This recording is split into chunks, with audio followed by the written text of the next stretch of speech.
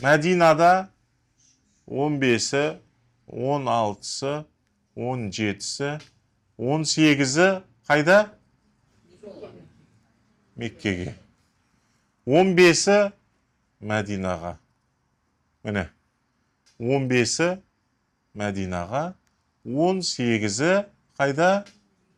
Меккеге. Құдай қаласа. Құрметті қажылар, сапарымыз 15-не басталады. Шымкент қаласынан пайғамбарымызға салауат айтып,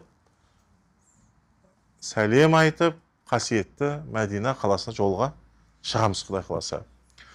16-сы, 17-сі, 15-сі күндері, 18-не дейін, азанға дейін, біз Мәдина қаласында пайғамбарымызға сәлем беру, Ухуд тауы, Құба мешіті, Құрма бақша деген сияқты.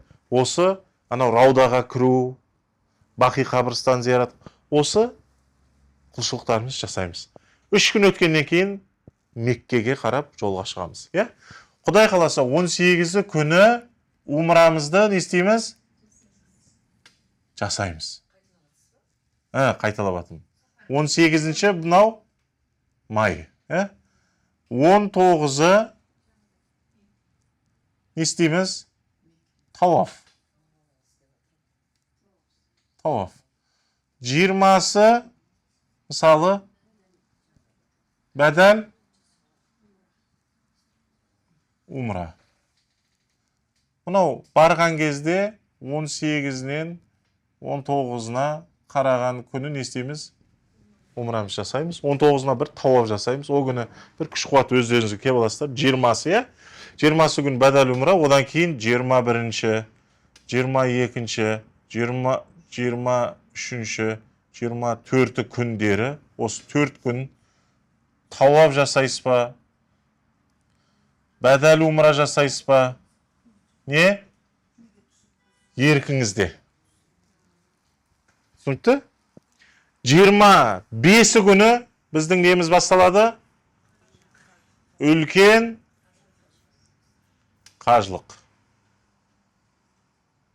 Үлкен қажылық.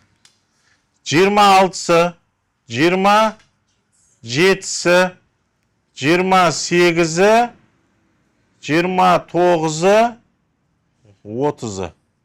Қараңыз, 25-і күні таң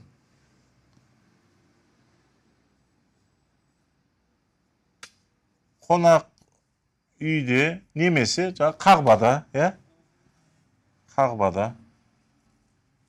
Міне, таң намазы. Одан кейінгі бесін, асыр, шам, құптан, таң, қанша намаз болды? 5 намаз. Қай жерде? Минада. 25-інде біздің қажылығымыз басталып кетеді, майдың. Минада. 26-сы күні, таңды міне Минада не істеп қойдық? Оқып қойдық. Қайда барамыз? Арафатқа. Ол жерде бесінмен нені қосамыз? Асыр. Бесіннің уақытында оқимыз. Қалған кездің бәрін Арафатта дұға. 27-сі күні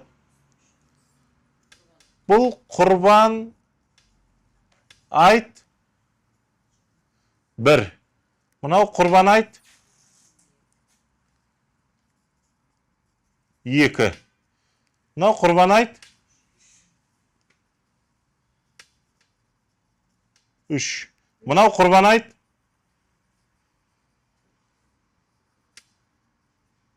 4. Көрдіңіз ба? 29-ы, міне апамыз айтқандай, жұма. 14-інде кеткенде Мәдинада. Енді қараңыз. Құрбан айттың бірінші күні қандай құлшылықтарымыз бар? Құрбан айттың бірінші күні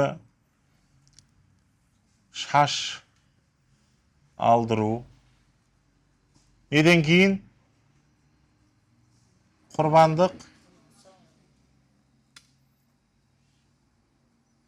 шалынған соң.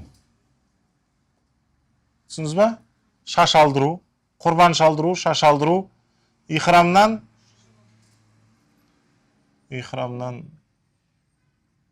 шығу.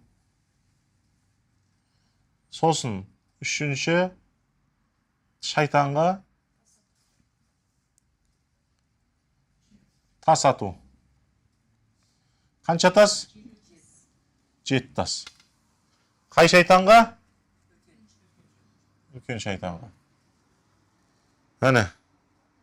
Яғни, шайтанға тас атудың үлкен жері бар, орта жері бар, кіші жер. Соның үлкеніне.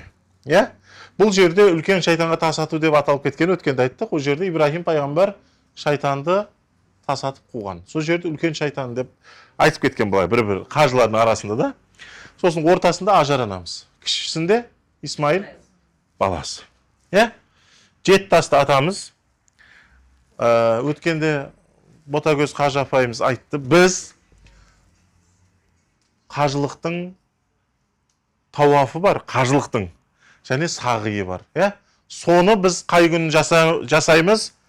Құрбан айттың бірінші күні, болмасам екінші күн. Осы 2 күнде біз не істеуіміз керек оны? Бітіру керек. Мына 2 күннің бірінде, Құдай қаласа. Бұл не еді? Тауаф пен сағи. Түсінікті ма? Енді, 2-ші күні бізде тек қана не бар? Шайтанға тас ату. Қанша?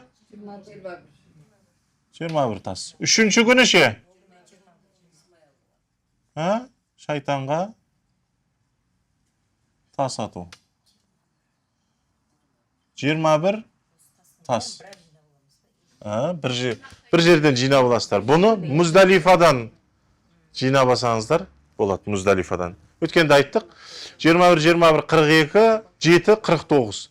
Тура 49 жинап алмаңыздар. Өйткені түсіп қалатыны бар, жаңағыдай тас жеткілікті қылып, 50-ден асырып жинап алыңыздар. Енді шайтанға тас ату 70 жинап алсаңыздар да болады негізінде ше. Қалған қойып кете саласыз. Негізі 70 тас жинайды ғой. Еріктілік бар да бұл жерде. 4-ші күні қалып тас атуға болады. Немесе 3-ші күні тас атып қайтып кетуге болады. Негізі 70 тас атылады 4 күнінде да.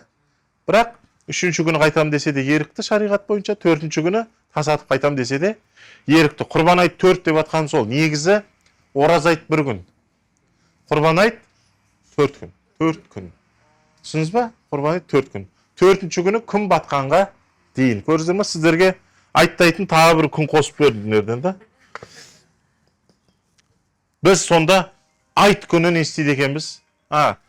Құрбан айттың 4-ші күні елге қарап шығады екен. Бұл 30-ші мамыр. Сөйтіп аэропортқа барамыз, ертерек барамыз. Сөйтіп Қазақстанға, Құдай қаласа, 31 күні айттан кейін келеміз.